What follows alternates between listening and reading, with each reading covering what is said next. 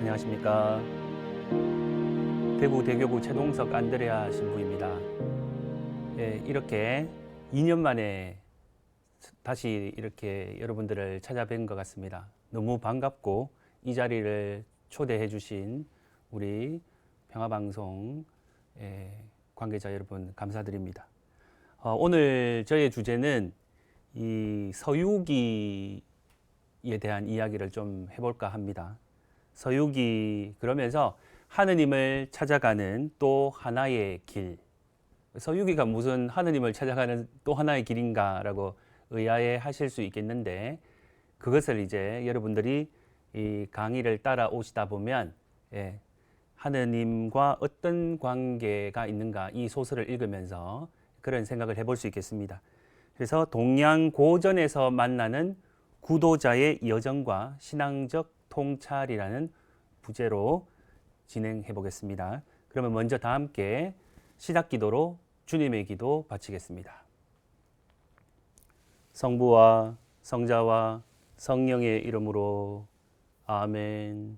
하늘에 계신 우리 아버지, 아버지의 이름이 거룩히 빛나시며 아버지의 나라가 오시며 아버지의 뜻이 하늘에서와 같이 땅에서도 이루어지소서.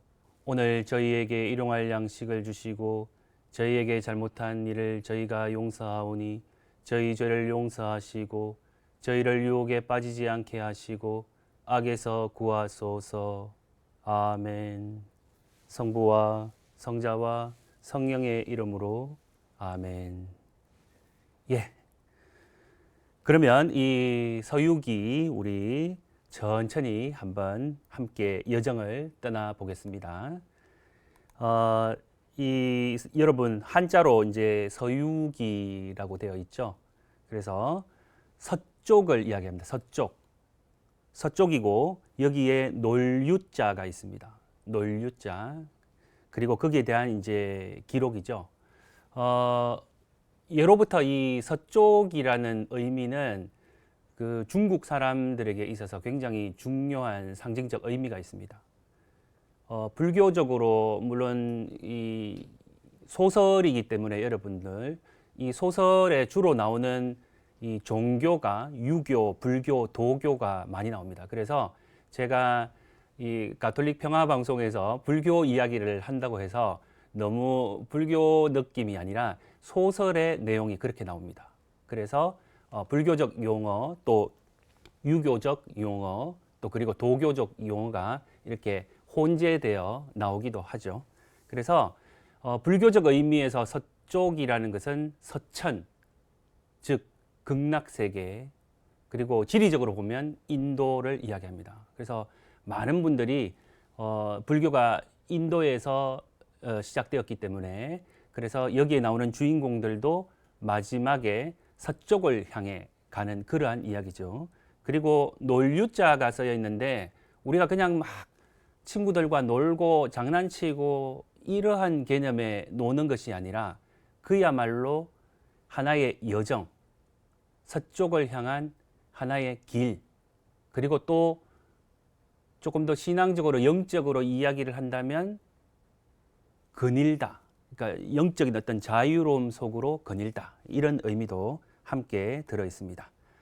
자, 그러면 이 서유기 첫째 시간 전설의 첫 장을 넘기며 사실 왜 이 신앙 특강에서 서유기를 이야기를 하는가? 우리가 항상 서유기 생각하면 이런 그림을 볼 수 있겠죠. 주인공들 삼장법사 그리고 손오공, 저팔계, 사오정 그리고 백마가 등장합니다. 너무나 익숙한 그러한 그림이죠. 이들이 나오는 이야기가 그게 뭐가 그렇게 중요하길래 이 가톨릭 신앙 특강 둘레 특강에서 이렇게 강의를 하게 되느냐?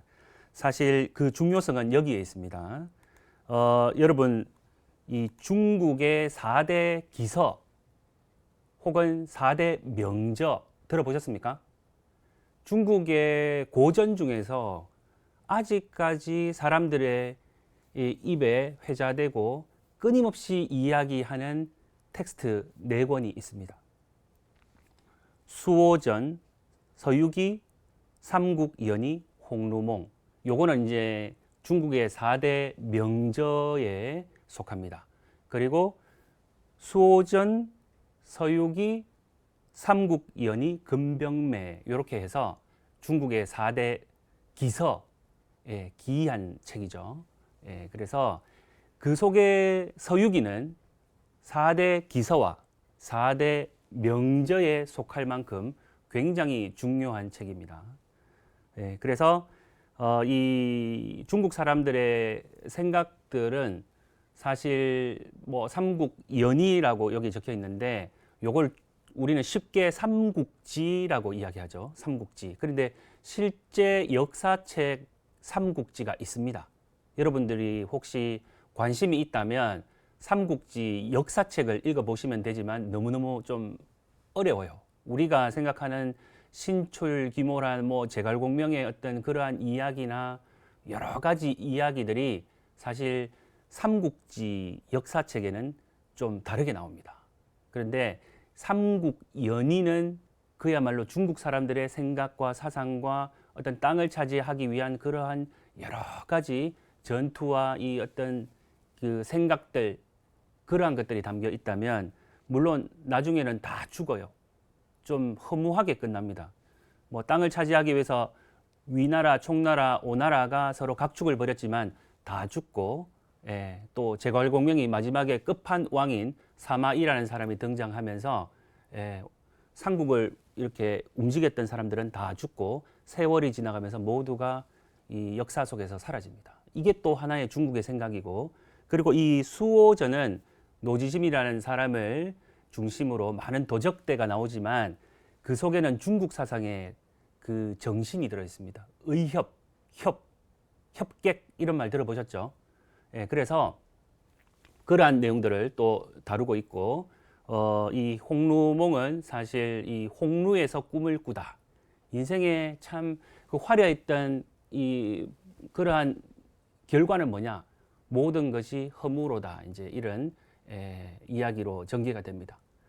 그러면 그 중에 이 서유기는 좀 독특합니다. 서유기는 유교, 불교, 도교적 사상도 들어있고요. 그리고 실제 인간이 이렇게 걸어가야 되는 그러한 마음 수행의 여정이 담겨 있습니다. 사실 우리가 어떤 소설을 읽는다, 어떠한 텍스트를 읽는다라고 할 때 저자의 의도와 독자의 해석은 좀 다를 수 있습니다. 어떤 책은 뭐 논문을 쓴다든지 혹은 우리가 무언가를 발견하는 어떤 굉장히 이 논리적이고 학술적인 책들은 해석이 분명합니다. 그리고 그 주석을 읽으셔야 되고, 그렇지만 이러한 소설은 독자인 우리가 어떻게 받아들이느냐, 저자의 의도는 다르게 간다 하더라도, 저자의 의도가 왼쪽으로 간다 하더라도 우리가 반드시 저자의 의도대로 가지 않아도 됩니다.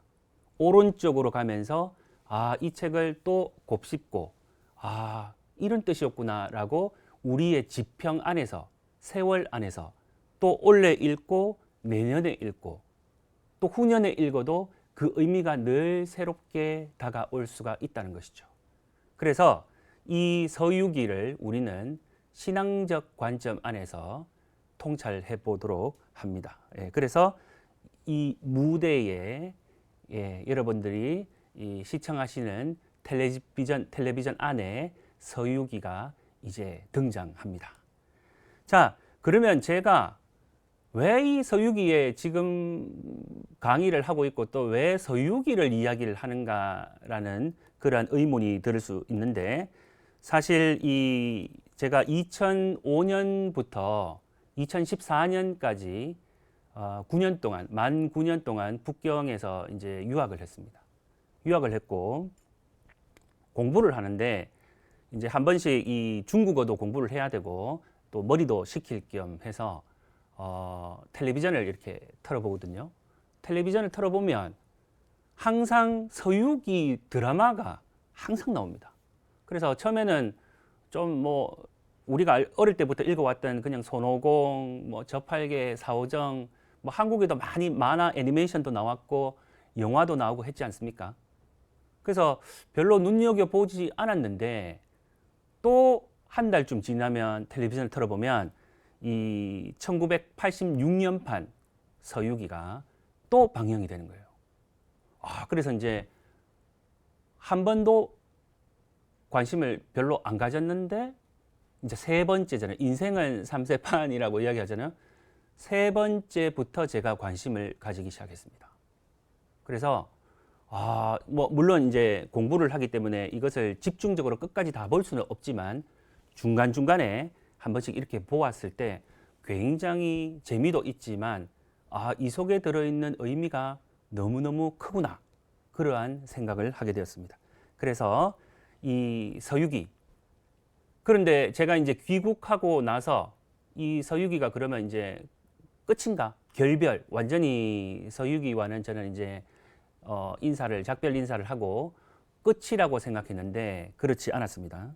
예. 그래서 이 서유기는 끊임없이 저의 삶 속에, 저의 시간 속에 등장했죠.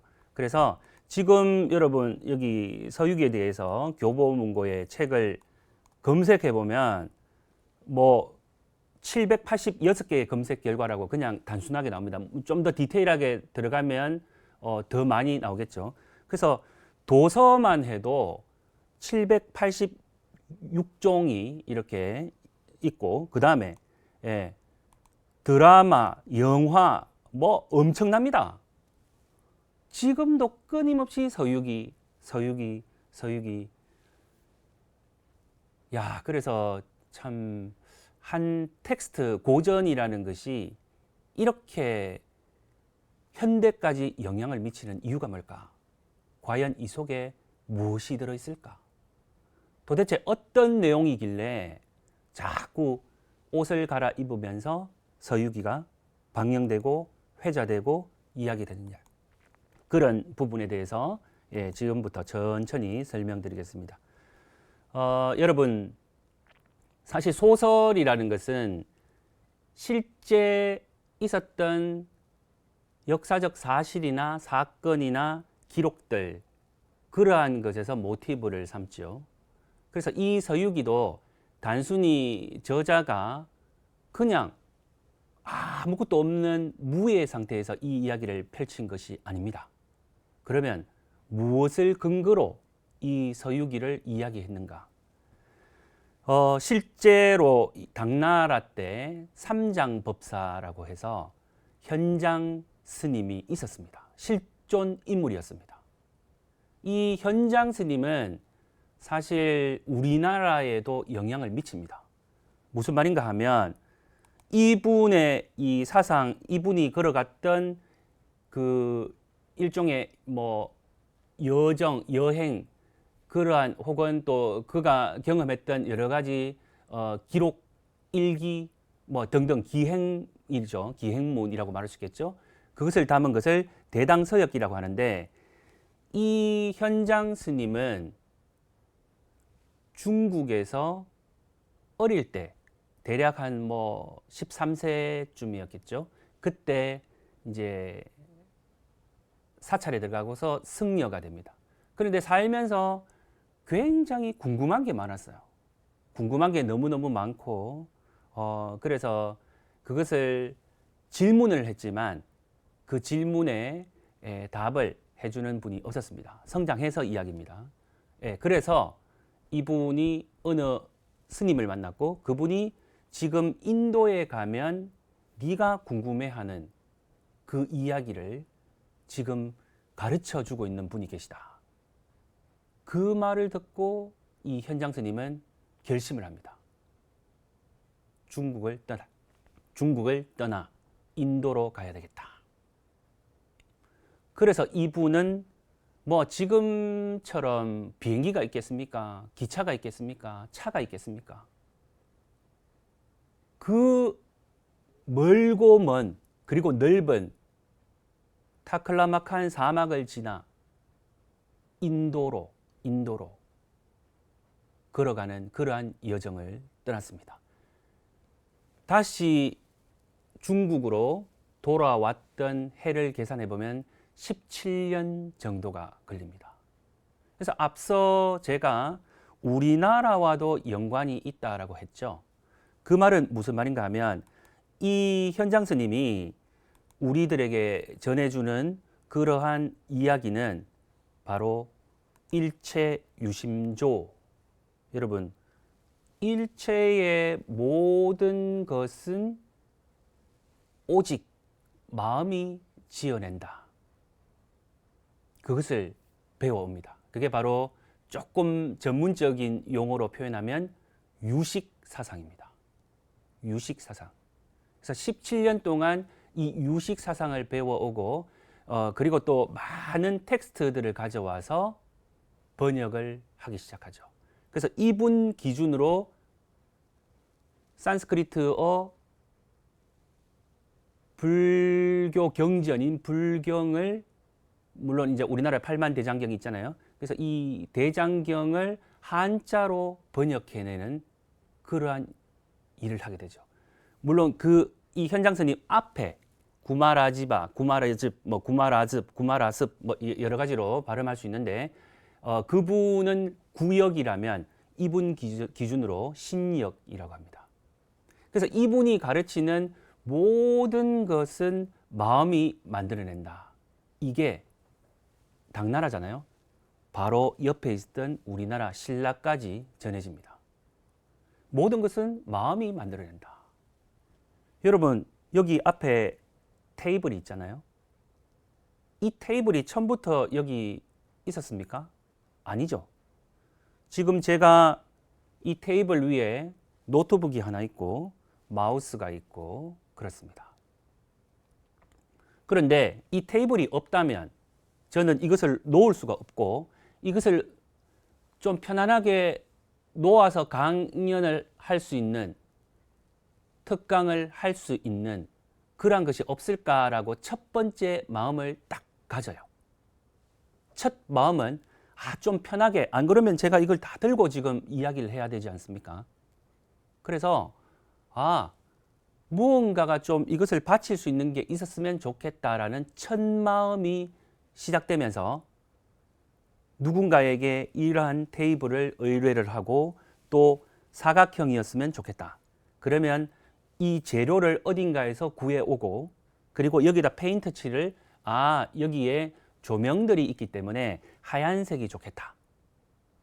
또 빛을 많이 반사하지 않았으면 좋겠다라는 그러한 생각으로 여기 위에 또 코팅을 하고 예를 들면 그래서 이러한 완성품이 나오기 위한 첫 번째 출발점은 인간의 마음입니다.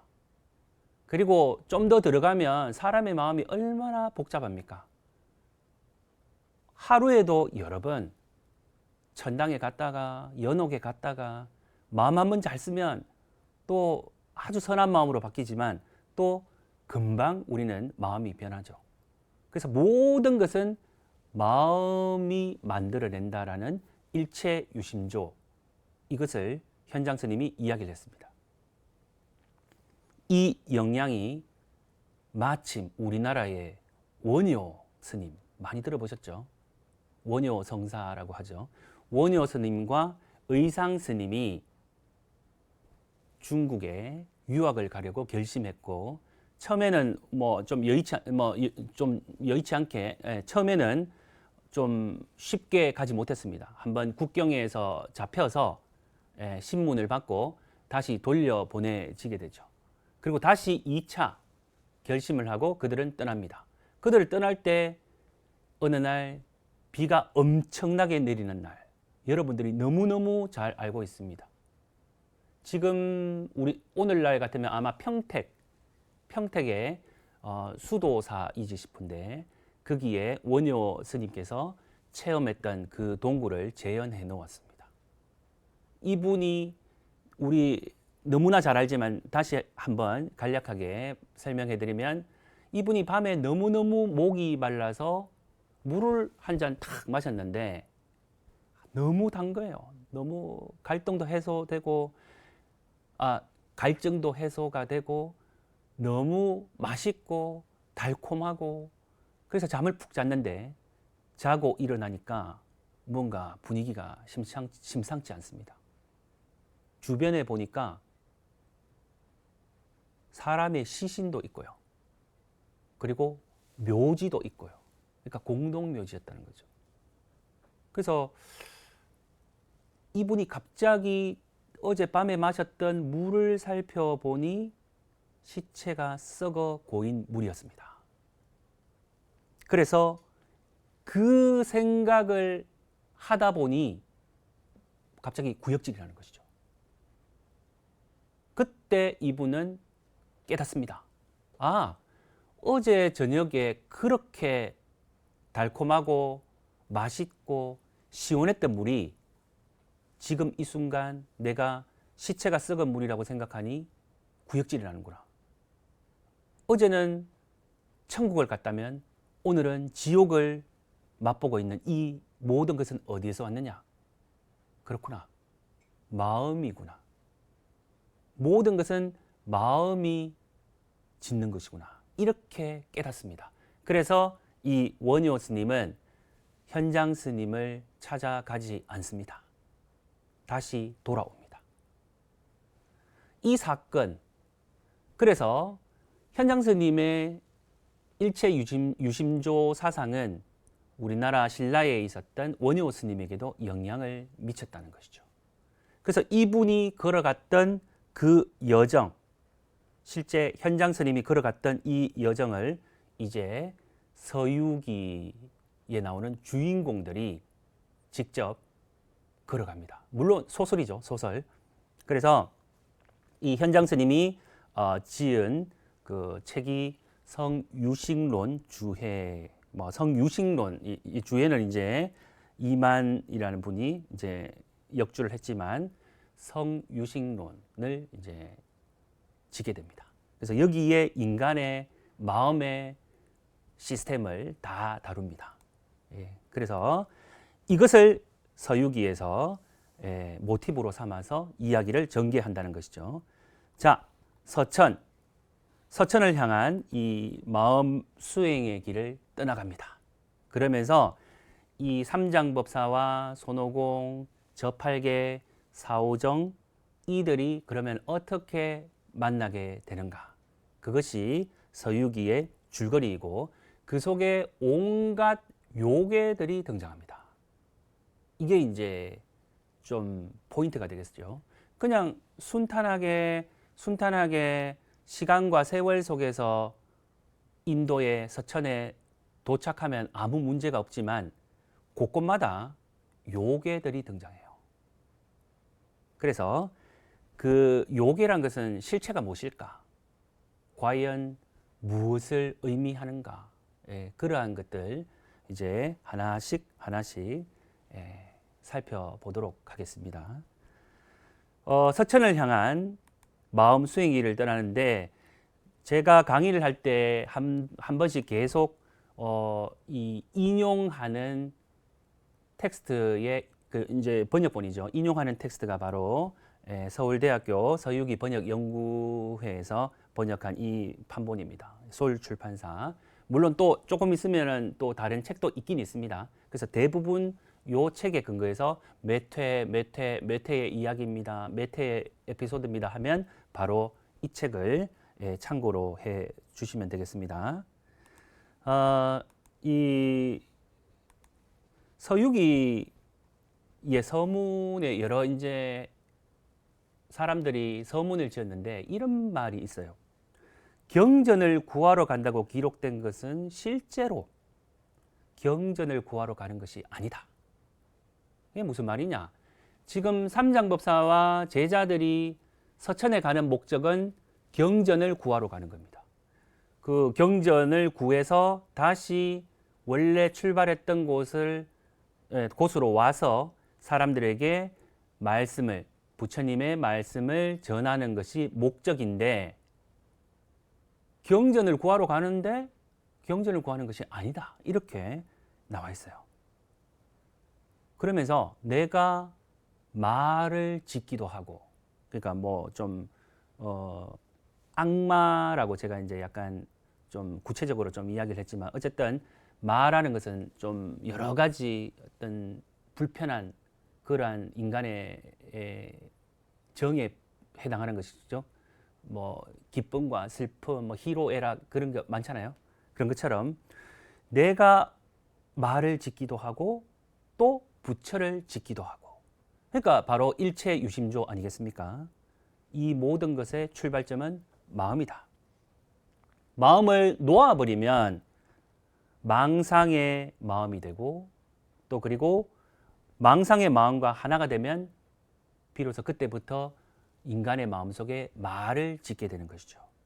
그리고 이 마음을 거두어 들이면 참된 마음이 된다는 것입니다.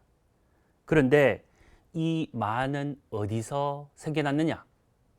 이 마음은 누가 어떤 경로를 통해서 우리 마음이 반응하느냐? 바로 지금 여러분이 보고 있는, 듣고 있는, 또 맛보는, 그리고 이런 촉각, 그리고 우리의 몸 전체, 신체, 그리고 우리의 의식, 이러한 것들, 그러니까 다섯 가지 감각기관이죠. 눈, 귀, 코, 혀, 몸, 그리고 의식. 이것이 전도되어서 있는 것을 똑바로 보지 못하고 전도되어서 그러면 마는 생겨난다는 거죠. 그것이 바로 마음에서 생겨나는 것입니다. 그렇지 않습니까? 여러분 예를 들어서 오늘 버스를 타고 가는데 내가 축구를 굉장히 좋아하는데 오늘 축구 사실은 뭐 그러한 뜻은 아니지만 한일전을 한다고 가정해 봅시다. 그러면 축구 팬들이 아니더라도 우리는 한일전에 굉장히 관심이 많습니다. 그런데 내가 버스를 타고 가다가 우연히 고개를 돌렸는데 지금 시간이 7시 45분이라면 8시에 축구 한일전을 한대요. 저는 그 정보를 몰랐기 때문에 고개를 돌리는 순간 이 버스가 도착하는 시간에 이 경기를 전반전을 볼 수 없다는 것을 느낍니다. 쉽게 이야기하면 내가 오른쪽을 쳐다보지 않았다면 그러한 조바심과 막 축구를 봐야 된다는 그 마음이 생겨나지 않겠죠. 그런데 그것을 보는 눈, 그리고 이 눈을 통해서 내가 왜 저것을 몰랐을까? 이 버스는 왜 지금 안 가는 것일까? 왜 이렇게 늦게 가는 것일까? 내려서 택시를 갈아타? 이렇게 차가 막히는데 그러면 못 보겠네? 등등 모든 것이 우리 마음에서 시작된다는 것이죠. 그래서 서유기를 우리가 읽을 때 좀 집중해서 읽어야 될 것은 인간의 마음. 그래서 이 서유기는 총 100회에 걸쳐서 이야기가 전개됩니다. 100회 되게 많죠. 예, 풍부합니다. 그래서 번역했던 그 책은 한 10권 정도 있었지 않습니까? 1권부터 2권부터 쭉 나오는데 중간에 부록회가 하나 붙어 있습니다. 1권에 부록. 거기에 보면 이런 이야기가 적혀 있어요. 사실 이것은 소설이기 때문에 실제 이야기 단어와는 조금 다르지만 그래도 실제 역사를 근거로 했기 때문에 유사한 점도 있습니다. 당나라 태종 연호가 있는데 정관이라고 하죠. 그래서 정관으로 세운 지 이미 13년째 되는 기사해. 여기서 정관 13년 요걸 여러분 기억하세요. 이때 막 많은 나라, 이 나라가 태평하고 그러니까 사방팔방에서 조공을 바쳤다. 이제 그 표현이 나옵니다. 그러다가 12회가 되면 정관 13년이라는 표현이 또 한 번 나와요. 그러면서 이때 이제 현장 스님이 많은 사람들을 장안성에서 그 절이죠. 화생사에서 불경들을 강연하기 시작했다. 이런 표현이 나옵니다. 그리고 100회까지 있다고 했지 않습니까? 마지막 100회에 이제 모든 이야기의 마무리가 되는 시점에 삼장법사와 제자들이 함께 이제 옵니다. 그때 당 태종이 통행증명서를 내가 언제 발부했지 하면서 열어봅니다. 열어봤는데 그때 정관 13년 9월 12일이라는 표현이 나옵니다. 또 정관 13년. 자, 그게 무슨 문제가 있느냐? 무슨 말이냐? 좀 의아해할 수 있겠죠. 근데 제가 강조하는 것은 무엇인가 하면 첫 시작하면서 그리고 중간에 마지막에 이 그들이 출발 또 그때 해 출발했던 해 그리고 마지막에 도착했던 그 해가 묘사되어 있다는 것은 그들의 수행 시간 그것은 어떤 면에서 한 발짝도 나가지 않았다라는 의미도 있습니다. 에? 실제로 갔잖아요. 그게 아니라 영적으로 해석한다면 우리는 무언가를 많이 하고 무언가를 이룩하고 업적을 이루고 그렇게 했지만 마지막에는 어떤 면에서 많은 수행을 거치다 보면 우리는 다 이런 것을 떨쳐버리고 원래의 그 자리에 있지만 순수한 자리로 바꾸어진다는 거죠. 즉 수행이란 것은 어떤 면에서 우리가 살고 있는 바로 이 자리 2025년 바로 이 자리에서 시작해서 완성도 이 자리에서 이루어진다. 어디 저 멀리 신선처럼 공간을 바꾼다든지 혹은 뭐 나의 모습이 완전히 변화한다든지 그러한 것이 아니라는 거죠. 모든 것은 이 자리에서 마음을 먹기에 달려있다. 그런 의미고 우리가 이 수행의 시작과 끝을 동일하게 표현하는 정관 13년이라는 단어 이것을 한번 생각해 볼 필요가 있습니다. 자, 이 서유기의 원래 이것을 지으신 작가는 누구냐 그러면 오승은이라는 사람입니다. 오승은 1500년에서부터 1582년. 사실 이분은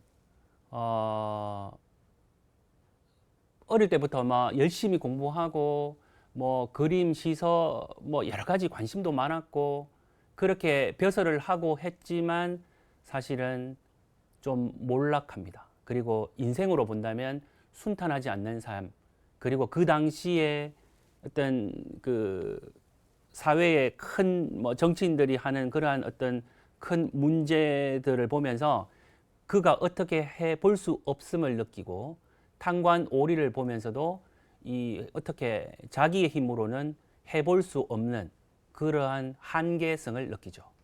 그래서 소설을 통해서 손오공의 여의봉을 통해서 악마들, 요괴들을 때리 부수는 그러한 뭐랄까요 간접으로 통쾌함을 느끼는. 그래서 우리 운동을 많이 하시는 분들 스트레스가 쌓이면 막 이렇게 뭐 복싱을 한다든지 검도를 한다든지 막 타격대를 때리면서 스트레스가 해소가 되지 않습니까? 아니면 막 산에 올라가서 소리를 확 지른다든지 아니면 땀을 뻘뻘 흘리면서 운동을 한다든지 음악을 듣는다든지. 그래서 이분도 바로 서유기라는 작품을 통해서 그가 그 당시 발생한 여러 사회의 부조리와 그러한 문제들을 이분은 간접적으로 해결하고 싶었던 것이죠. 그렇지만 우리는 이 저자의 방향으로 가지는 않습니다. 앞서 말씀드린 바와 같이 인간의 마음이라는 부분에 초점을 맞춰서 서유기를 이야기한다고 했습니다. 자, 그러면 서유기 이야기의 구조는 어떠냐? 1회부터 7회까지의 이야기는 손오공이 돌에서 탄생한다는 이야기입니다. 그러면서 그가 하늘에서 난동을 피우고 이제 그를 제어할 수 있는 열의 부처님이 나타나서 그는 오행산에 갇히게 됩니다. 그게 1회부터 7회까지의 이야기고, 그 다음에 8회는 관세음 보살이 등장하면서 삼장법사에게 이제 그 손오공과 함께 여정을 떠나라고 합니다. 그래서 손오공을 만나는 이야기. 그러면서 저팔계 사오정까지 함께 만나서 그 여정에 삼장법사를 도와주는 그러한 제자들을 만나는 이야기가 8회고, 불옥회가 또 중간에 한 편 있습니다. 그리고 9회부터 12회는 이제 삼장법사가 서역으로 서천을 향해서 떠나가는 그런 파견하는 과정을 서술하고 있습니다. 그리고 13에서 99회까지는 서역으로 가는 도중 겪게 되는 81가지 어려움. 그래서 이 참 81가지는 숫자가 조금 의미가 있습니다. 우리가 이제 9라는 숫자 여러분 아시죠? 뭐 1은 하늘을 의미하고 2는 땅을 의미하고 3은 하늘과 땅과 또 어떤 인간, 그리고 4는 사각형이잖아요. 그런 식으로 쭉 의미가 있는데, 그 속에 9라는 숫자는 사실 인간 세계의 숫자가 아닙니다. 여러분 뭐 어떤 무술을 하더라도 8단까지는 태권도나 뭐 유도, 금도 8단은 봤는데 9단이 있습니까? 있다 하더라도 거의 이 8단까지만 올라가도 신의 경지 아니겠습니까? 9라는 숫자는 사실 중국에서 황제들이 입는 이 용포 있잖아요. 근데 그게 보면 용이 9마리가 그려져 있습니다. 구룡포. 그리고 벽에도 용이 9마리가 있어요. 구룡벽. 그리고 이 문 있잖아요. 자금성 같은 데 가면 거기 보면 이렇게 징이 박혀져 있잖아요. 그게 9개가 있다면 99, 81. 그래서 81이라는 것은 완성을 이야기합니다. 그리고 궁극적, 아주 초월적이고 우리와 전혀 다른, 수행으로 본다면 끝을 이룬. 그래서 사실은 손오공 같은 경우는 나중에 또 설명을 하겠지만 99, 81을 이루지 못했어요. 그는 72가지 도수를 부립니다. 9, 8이 72. 그러니까 99, 81이 안 된다는 거죠. 그런 어떤 숫자의 의미도 있습니다. 그래서 13회부터 99회 81가지 어려움을 다 겪고 나면 이제 비로소 목적을 이룬다는 거죠. 우리로 가톨릭적인 표현을 한다면 완덕을 이루는 그러한 수행의 시간들, 그게 바로 99회까지의 이야기입니다. 그리고 마지막 100회, 이렇게 해서 이 책은 완성을 이루게 됩니다. 자, 이 서유기 전체 목차라고 했지만 여러분 뭐 복잡합니다. 복잡하고 1권부터 뭐 1회는 어떤 내용이고 2회는 어떤 내용이고, 제가 하고 싶은 이야기는 이런 게 있습니다. 여러분들이 만약에 서유기를 읽고 싶다. 그런데 100회까지 있는데 이거 너무 많아서 시간도 없고 어떻게 읽을 것이냐. 앞에 이야기했던 삼장법사와 세 제자를 만나는 이야기, 그리고 서역으로 출발하는 거기까지는 여러분들이 좀 읽으셔야 되고, 그 다음부터 발생하는 요괴들의 이야기, 그 이야기들은 순서가 없습니다. 물론 이 지도 따라가면서 점점 중국의 땅에서 서역으로 이렇게, 지구로 말하면 조금 뭐랄까요, 인도에 가까워지면서 한족이 아닌 다른, 이 옛날 같으면 이제 다른 민족이겠죠. 지금은 뭐 이렇게 큰 이렇게 중국, 하나의 중국이지만 옛날에 소수민족이 많았잖아요. 그래서 서유기에도 소수민족들이 굉장히 많이 등장하는데, 어떤 순서로 먼저 책을 뽑아도 괜찮습니다. 7권을 먼저 읽어도 되고, 그 다음에 뭐 4권을 먼저 읽으셔도 되고, 그래서 어떤 요괴든지 읽으셔도 이야기의 충돌은 일어나지 않습니다. 그래서 좀 편해요. 그리고 유사한 이야기도 많기 때문에 반드시 처음부터 끝까지 완독을 해야 된다는 그러한 욕심은 가질 필요가 없습니다. 그래서 여기에는 어떤 순서로 되어 있다 이렇게 그냥 한번 여러분들께 제시해 보고 싶었습니다. 자, 이 서유기 아까도 말씀드렸지만 이 모든 100회 전체에서 31회에 걸쳐서 서유기에 공통되는 단어가 바로 마음심자입니다. 31회에 걸쳐서 마음심자가 서유기에 출현합니다. 자, 이 조금 여러분 한문으로 이렇게 되어 있지만 제가 여러분들이 보기 쉽게 이 보시면 공통 요소가 마음심 보면 뭐 요사스러운 마음도 있고 함몰되는 마음도 있고 그리고 미혹되는 마음도 있고 올바른 마음도 있고 어진 마음도 있고 깨닫는 마음, 수행하는 마음, 그리고 생각하는 마음, 참 마음, 그리고 악한 마음, 사악한 마음 이런 식으로 끊임없이 마음에 대한 이야기를 합니다. 여러분 그 팔만대장경 있지 않습니까? 우리 합천 해인사에 가면 그 팔만대장경으로 유명한데 그 8만 4천 경판에다가 예를 들면 뭐 8만 개 이상의 경판에다가 대장경을 새겼지 않습니까? 얼마나 대단합니까? 심혈을 기울여서 외침에 대한 거기에 대한 어떤 이 국난 극복을 위한 정신, 마음 거기에 등장하는 8만 대장경을 디지털화로 해서 딱 뽑아보면 핵심은 바로 마음심자입니다. 마음이에요. 그래서 이제 여러분 약간 눈치채셨죠? 서유기를 우리가 읽을 때 염두해야 되는 부분은 바로 사람의 마음이다.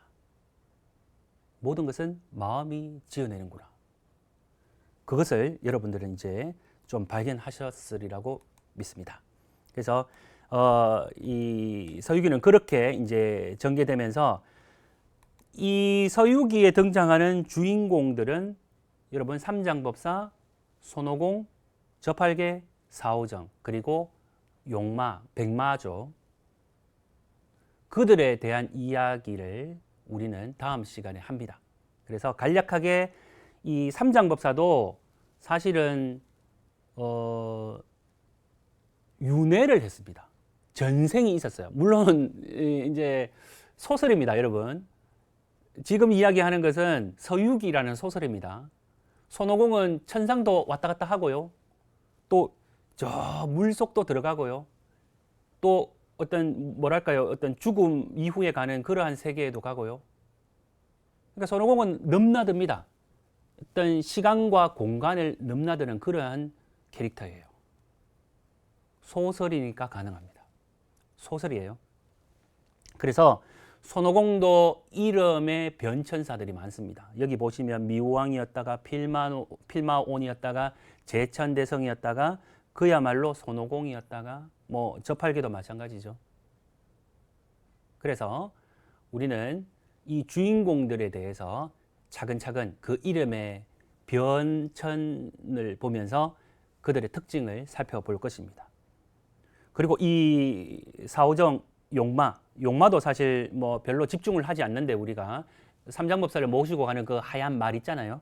그래서 원래는 서의 용왕의 아들이었습니다. 그런데 이 잘못해서 실화 불이 나게 되죠. 그러면서 불효의 죄를 범해서 행인을 잡아먹는 용이 되었다가 불문에 귀하게 된다. 이제 뭐 그런 이야기입니다. 서유기의 독특한 점은 유교, 불교, 도교, 삼교가 결합되어 있습니다. 그게 좀 독특합니다.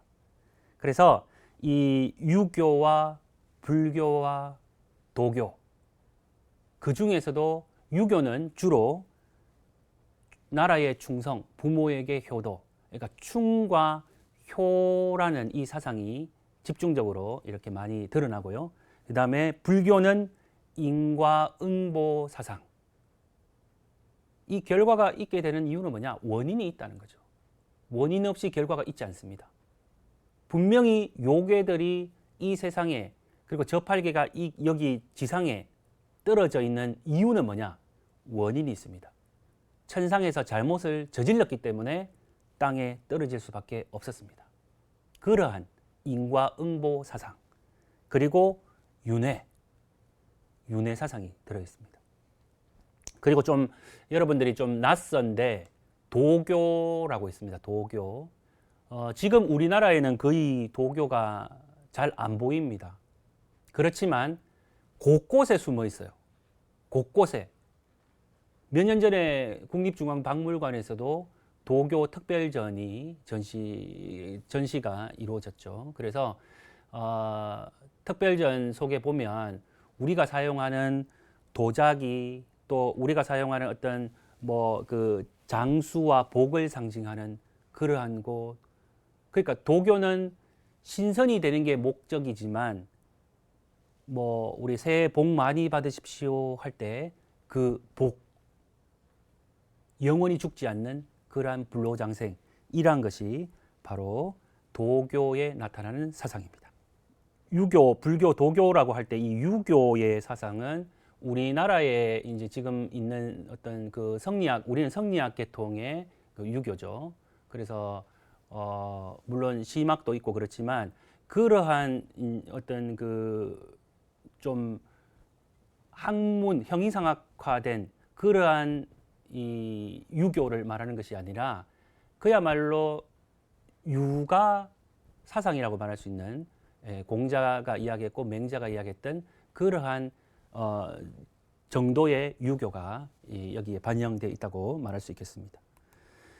자, 우리 이 불교는 뭐 여러분 고타마 시타르타의 생애 다 알고 계신지 모르겠지만 이 서유기 안에는 고타마 시타르타의 깨닫게 되는 그 어떤 과정 중에서 이분이 출가를 결심하죠.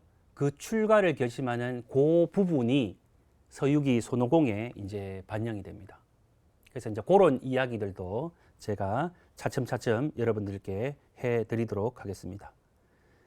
자, 이 서유기 재난이 일어나고 또 이거는 또 이 해결이 되고 그러하는데 재난은 주로 요괴와 충돌하기 때문에 재난이 발생합니다. 그리고 또 이 중생 반드시 요괴만 나오는 것은 아니고 사람들하고도 충돌을 일으키죠. 사람이라면 실제로 그 안에서 소설 속에서 등장하는 뭐 스님들이라든지 이런 분들하고도 이 취경단 말하자면 그 제자들하고도 충돌이 일어나고 또 신과 취경단들의 충돌 그렇게 해서 서유기의 81난을 다 극복하기 위해서 이야기가 이루어지는데 사실 여러분 이 서유기를 어렵게 생각하지 마시고요. 이렇게 한번 생각해 보세요. 요괴라는 것은 어디서 왔을까? 하늘의 요괴도 있고 땅의 요괴도 있고 지하의 요괴도 있고 또 사람 안에도 마가 숨어 있고 그래서 이 요괴들은 결국은 인간 마음에서 만들어낸다. 그러한 생각을 해볼 수가 있습니다. 물론 소설 속에서는 요괴들이 인과관계에 의해서 하늘에서도 오고 땅에서도 오고 지하에서도 오고 이렇게 하지만 결국 아까 실제 역사적 인물 속에 있었던 삼장법사 현장 스님이 만났던 고난들은 결국 인간 안에서 나타난 번뇌들입니다. 그래서 서유기 우리는 1편 이 전설을 시작하면서 전반적으로 살펴보았습니다. 서유기는 결국 인간 마음에서 발생하는 그러한 요괴들을 극복하면서 궁극적인 서천, 말하자면 인간의 완성으로 도달하는 그러한 이야기를 다루고 있습니다. 그렇다면 다음 시간에는 구체적으로 주인공들 삼장법사, 손오공, 저팔계, 사오정을 만나보도록 하겠습니다. 오늘 강의는 여기서 마치겠습니다. 다 같이 영광송 함께 바치겠습니다. 성부와 성자와 성령의 이름으로 아멘. 영광이 성부와 성자와 성령께 처음과 같이 이제와 항상 영원히 아멘. 성부와 성자와 성령의 이름으로